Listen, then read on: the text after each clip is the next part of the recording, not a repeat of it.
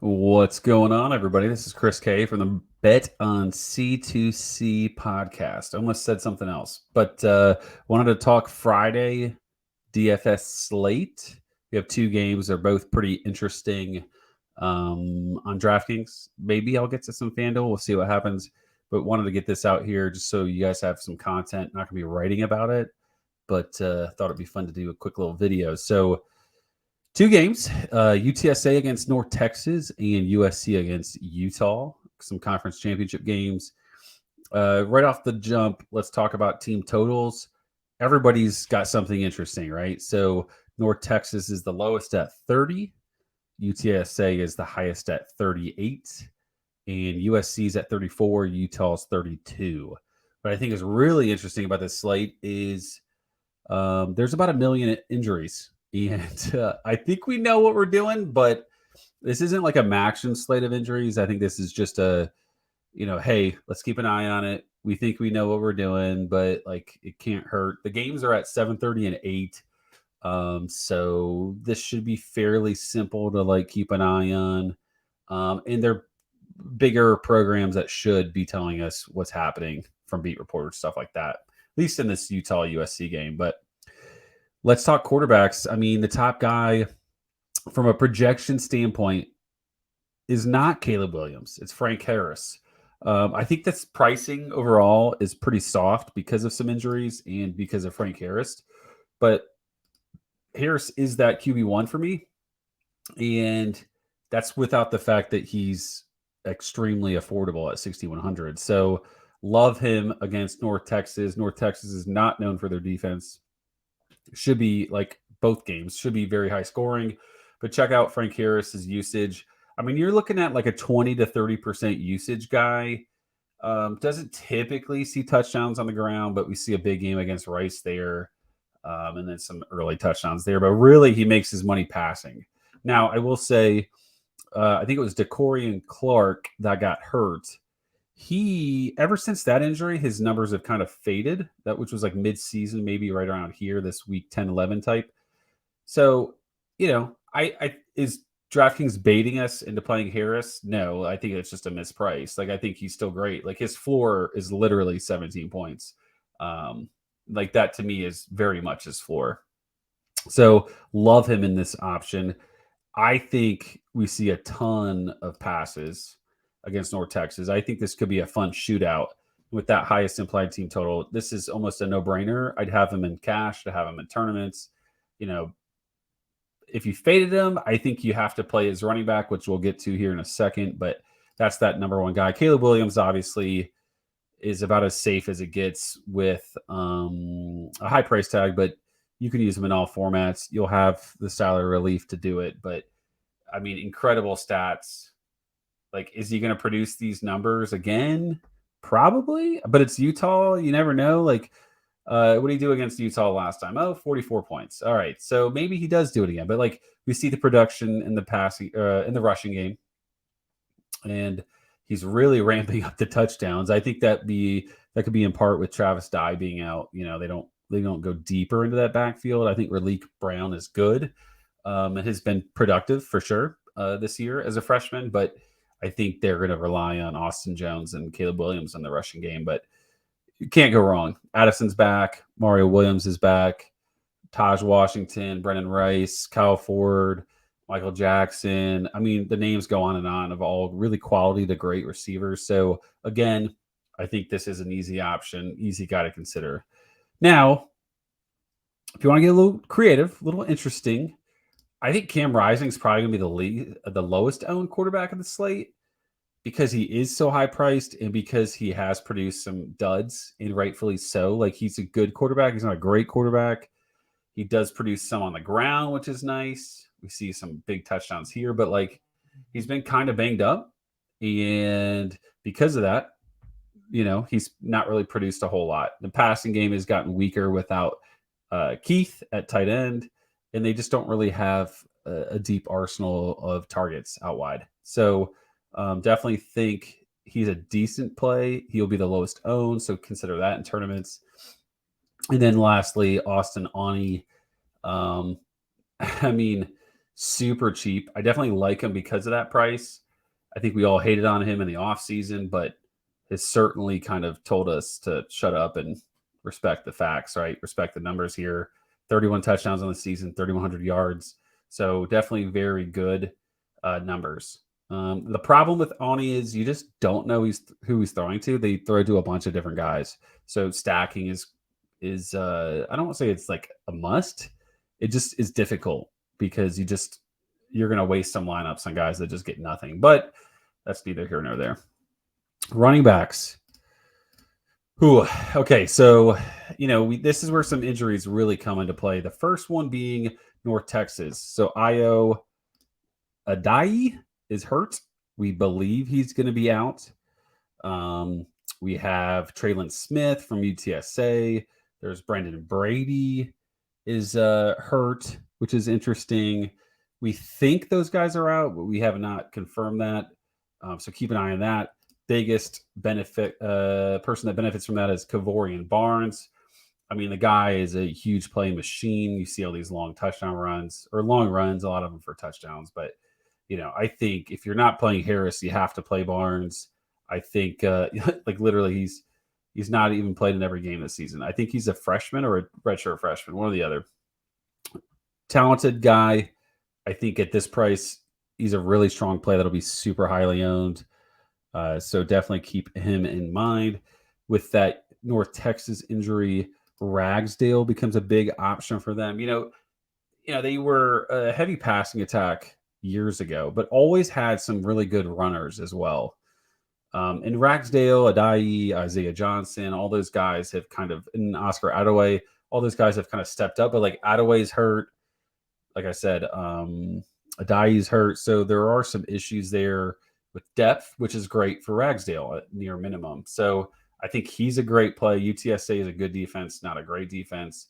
North Texas's implied totals at 30, right? So I think you have to consider him strongly. 3,500, you're not going to get many better options than that. Keep that in mind. The other guy there is that Isaiah Johnson. Now, I don't love this play. It is a pivot. If you're playing a ton of lineups, you should definitely have him in some regard. Otherwise, I think you're not going to use a ton of them. Let's talk studs here. Austin Jones projects as my highest guy, 24.8 points on DraftKings. I mean, the offense is incredible. He stepped up in this Colorado game, had a really nice game, and then with Travis Dye out, has been just a monster. Just what you would expect out of a high-scoring offense with Lincoln Riley. Back-to-back 100-yard games, back-to-back 20-plus touches, 9 catches in the last 3 games. So lots of things to love here at a really cheap price, $6,000. You can use him alongside Caleb Williams. I would do that in a full slate, not let alone a 2-gamer. So he's my highest owned guy, or probably my highest owned guy, and my highest projected guy. Barnes is actually my second highest projected guy, just 0.2 behind him. Then if you're looking at other guys, Ragsdale's at 21.9, which is incredible. Then we go to Micah Bernard. This Utah situation is really interesting because Tavion Thomas hurt his toe, is declared for the NFL. Good for him. Wish him the best. I mean, I think the whole Burning the Red Shirt team was high on him and big upside guy there, but he's not going to be playing anymore, right? So who steps up? Last game was a mix of him and Jaquan Johnson and a little bit of Glover. I looked at the last time Thomas was out, and it's really going to be a split. If you know Micah Bernard, he's super versatile. I think he played defense right against Ohio State last year in the bowl game. So I think he's a really versatile guy. He's not like a bell cow. So he's going to get 12 to 15 touches. So he makes for a good play. I don't think I would own him as high as others will, thinking that he's going to take over fully for Tavion Thomas. He's not like your true RB2 where if the first guy gets hurt, he just fills in and we're good to go. So I think it'll be truly a mix between him. I think Glover's going to be the third running back. He had a good game against Colorado. He's a talented freshman. I know Nate Marquise has been big on him, and I think like in the future years he'll definitely have some big seasons. But 4,300 is pretty cheap, but he's really like an RB3. The guy that is actually going to be that like more bell cowish is going to be Jaquan Jackson. I think he actually is going to lead the team in rushes or be very close. I think it'll be 1 and 2 with him and Micah Bernard. 3 touchdown game last week against Colorado, touchdowns against Arizona and Washington State. So like they've moved him from quarterback to running back. I think that could be interesting. Will people just downplay it because he is wrongly positioned? We'll see. But I would be more inclined to use him than Glover for sure. He projects around 9 or 10 points. He has some upside there. We'll see what happens, but those are your running backs. Like I said, Traylon Smith is likely out. Brennan Brady, Ty Edwards is a non-factor. Darwin Barlow is a non-factor. Raleek Brown maybe in random crazy tournaments. Do they let him loose a little bit? I don't mind playing him, but 5,100 is pretty expensive for like a guy that really isn't going to get a lot of touches or is shown to get a lot of touches. So I'd be cautious there. I don't mind a sprinkle just because of talent in the offense and high scoring, but be cautious there. Receiver, a lot of good options here. I have maybe 7 guys over 10 points. The leader not being Addison, but being Zachary Franklin. Like I said, they have seen injuries to their receiver, 2-3, whatever you want to call it, DeCorian Clark. But he's here. And he's had some big games. Let's see here. Where's Clark? Just to confirm I'm getting the right one. Yeah, it's Clark. They're missing a ton of nice production and usage since week 10. It's going to really be this mix of Franklin and Cephas, both very affordable. Cephas has some nice touchdown games. Harris was pretty limited in the passing game here in the last 2 weeks, so maybe he goes big, has bigger games here.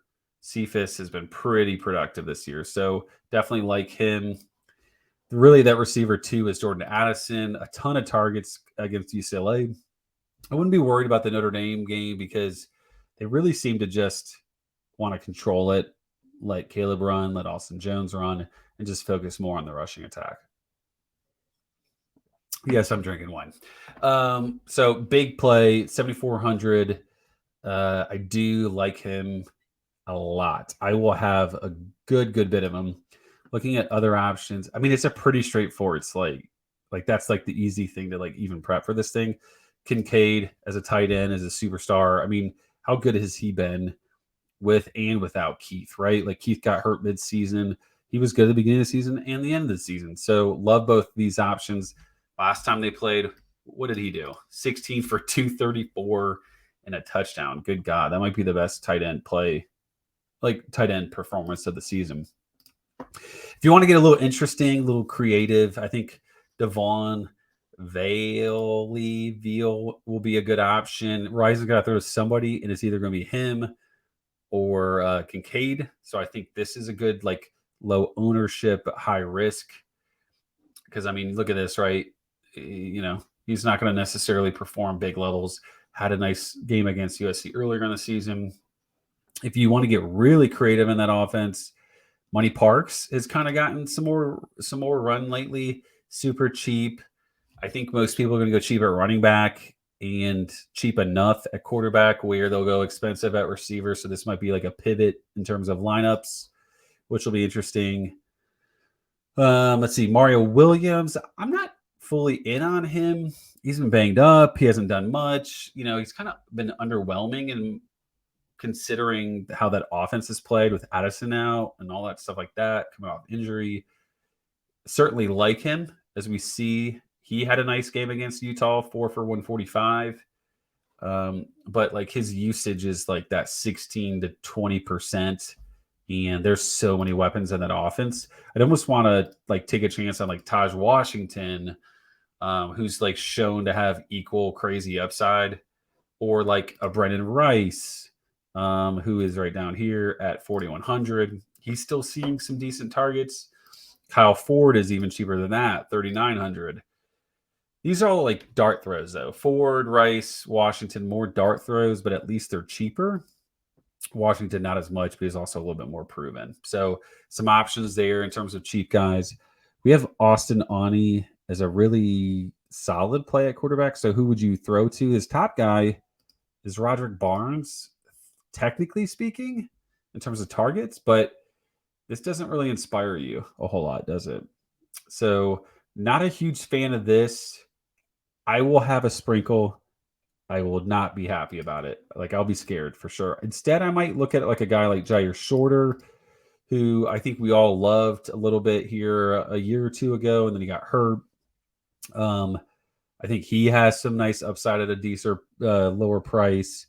And then maybe a guy like Jordan Smart has seen some targets, some run. You know, I mean, these are kind of dart plays here when you go in North Texas. Like I said, they spread it out so much that it makes it tough to choose. Gums is like a tight end for them, which, who'd have thought they'd be using a tight end, but here we are. So some good run here at a super cheap price. I probably like him more than those other dart throw guys, but he's also going to be limited in the upside. Like, I think his upside's 18 points. I don't think like Shorter could go 2 for 92 and 2 touchdowns. That's not going to be Gums. So just be aware of that. Other guys I have not mentioned. So this is one guy I think might be the best dart throw of Friday night. So Ogle Kellogg is a guy that is basically the guy that filled in as that receiver 3. This UTSA offense was very much use 3 receivers and that's it. And like 75% of targets were going to him. But that hasn't really been the case. It's kind of just fallen off and kind of spread out a little bit there with some of these other options. But Ogle Kellogg is certainly that third option, has shown some decent usage, 3K. I don't mind it at all. I think he's going to be fairly low owned too, which is nice. So I really like him as a decent option. I think that's really about it. I mean, there's a ton of different guys to go through. Thomas Yasin is like that second tight end. Not a bad option, but at 4,700, I'm just not in love with it. So I think that really concludes that. I think we talked about it, right? Caleb Williams, and let's build a lineup. Caleb Williams and Frank Harris are the top guys. I love Austin Jones.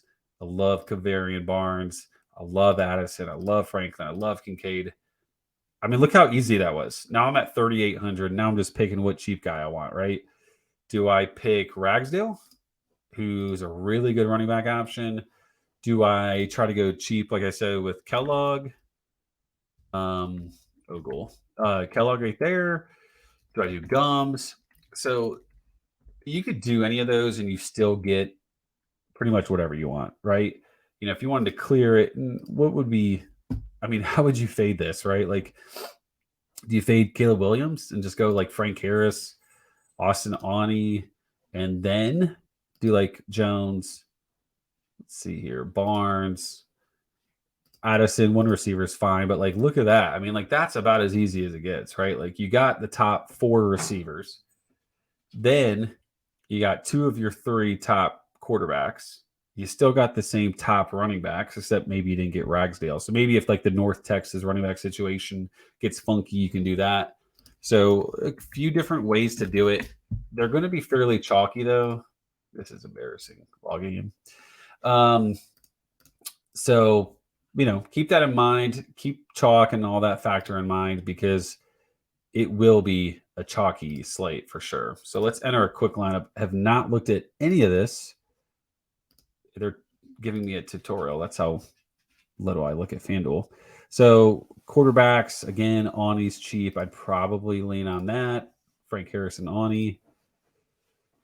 Let's see. Barnes is a great price. Ragsdale is a great price, but I don't get Jones. This is where it gets interesting on FanDuel. Let's check out receivers. I think you have to go him. I think you have to go there, and you have to go Kincaid. Don't have enough money for it, so how do we do this? Let's see.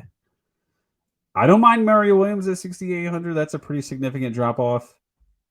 Rice is solid. So maybe we just don't do Addison since we don't have Caleb Williams and go Kincaid. I don't know. It doesn't really give us the best of spots there. What if we did something like this? You go Rising with Kincaid. That feels like a lower owned option. What about doing a one quarterback? That feels stupid, but why not? You could get Austin Jones in there. So I'm going to take a quick look at some of these receiver pricings, but you can get a good bit of players. The options still remain the same. There's just some differences with value. I think you're going to have to pick a dart throw type, like an Ogle Kellogg, like a Gums, a Jordan Smart, somebody like that. A running back. Let's see. Nothing jumps out here besides Ragsdale, and I think Ragsdale and Barnes at those prices are just crazy, especially if we know the health situation there. But hopefully you guys enjoyed it. Should be a really fun weekend, a good 2-gamer slate. If y'all have questions, hit me up on Twitter, Realist Chris K. Hit up Campus to Canton. Hit up my article for Saturday main slate. More than willing to answer anything you got. So just hit me up and we'll make it happen, guys. Enjoy.